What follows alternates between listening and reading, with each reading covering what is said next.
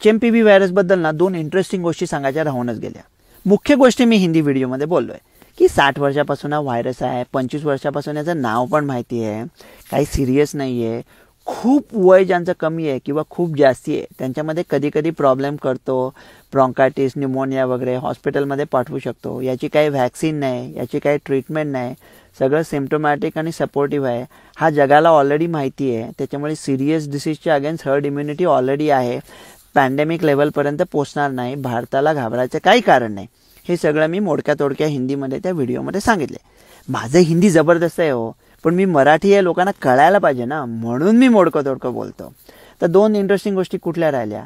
एक म्हणजे तुम्ही म्हणाला खतरनाक नाही आहे, मग चीनमध्ये लोक हॉस्पिटलच्या बाहेर रांगा लावून का उभे आहेत, काही लोक मरतायत का? या प्रश्नाचं जेव्हा तुम्हाला उत्तर मिळेल तेव्हा भारताने पुढे काय करायला पाहिजे ते पण कळेल. अहो, चीनची ती 0 कोविड पॉलिसी होती ना, त्याच्यामुळे मार्च 2020 पासून 2.5-3 वर्ष नवीन जन्माला आलेली मुलं नुसती मास्क लावून घरीच पडली होती, शाळेत गेली नाही, एकमेकांना भेटली नाही. हे जे लहान वय असतं तेव्हाच तुम्ही शिकता इम्युनिटीमध्ये की या डिसीज बरोबर कसं झुंजायचं असतं. ते ही मुलं दुर्दैवाने खूप लेचीपेची झालेत, इम्युनिटीच नाही आहेत, म्हणून ते सिरियसली आजारी पडतात. आपल्याला काही तो धोका नाही आहे. एखाद्या गोष्टीला आपण खतरनाक म्हणतो ना, तेव्हा 2 गोष्टींचा विचार करायला पाहिजे. ती गोष्ट काय आहे आणि तुम्ही कोण आहात. समजा तुमचं एक साडीचं दुकान आहे, त्याचं नाव आहे द्रौपदी वस्त्र भांडार. तुम्ही विचारतात मला गुंडांपासून धोका आहे का? आहे, गुंड खतरनाक आहेत, पण तुम्ही कोण आहात? तुम्ही दुःशासन असाल, आला तर द्रौपदी वस्त्र भांडारामध्ये तुम्ही टकाटक ना, तुम्हाला काय फरक पडतोय? आणि दुसरी इंटरेस्टिंग गोष्ट आहे की ते चीनमधले सगळे लोक मास्क लावून उभे आहेत, त्याच्यामुळे लोकांना घाम फुटलाय. परत असं होईल का?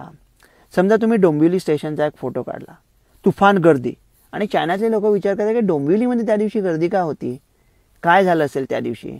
मग 20 वर्षातला कुठल्या दिवशीचा फोटो बघा, गर्दीच असते तिकडे. त्याच्यात नवीन काहीच नाही आहे त्याच्यामध्ये. अहो, चीनमध्ये नेहमीच लोक मास्क घालतात हो, कुठल्याही सिटीमध्ये पॅन्डेमिकच्या आधीपासून, पोल्युशनपासून वाचायला. माझ्या शाळेतले बरेच मित्र आहेत ना, बिचारे ना अजून कुवारे आहेत, म्हणजे अरेंज मॅरेजच्या मार्केटमध्ये उचलले नाही गेले. म्हटलं ते चायनामध्ये असते तर मजा आली असती, मास्क लावून जायचं स्थळ बघायला. लग्न झाल्यावर मुलगी म्हणा अय्या श्रीनिवास बरोबर लग्न झालं की काय माझं. तर मग तुम्ही म्हणाल डॉक्टर गोडसे की हा जर का व्हायरस खूप पसरला चायनामध्ये, आता मामूली आहे तो, पसरत असताना बदलला आणि म्युटेट होऊन खतरनाक झाला आणि भारतात आला, तर मग काय करायचं? ठीक आहे, अमेरिका बनवेल मोनोक्लोनल अँटीबॉडी, भारत कॉपी करून अख्ख्या जगाला देईल, काय प्रॉब्लेम नाही. काळजी आता तुम्ही किती काळजी करणार हो. म्हणजे आता हा RSV आहे, ॲडिनो व्हायरस आहे, हा मेटान्युमो तर आहेच, H5N1 तो बर्ड फ्लू आणतायत, मार्बर्ग आहे, इबोला आहे, बॅक्टेरिया. म्हणजे तुम्ही काळजी एवढ्या सगळ्यांची काळजी करत बसलात तर जगणार कधी? आणि चायना हे काळजी करत बसून त्याने ते केलं म्हणून तर त्या लोकांची इम्युनिटी कमी झाली ना. तर आपण आता आपली अजून इम्युनिटी कशाला कमी करून जातोय?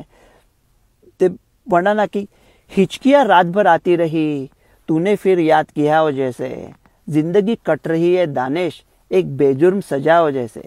ही जिंदगी हे सजा आहे अशी नका घालू, अरे मजा करा यार, टकाटक. डॉक्टर रवी गोडसे.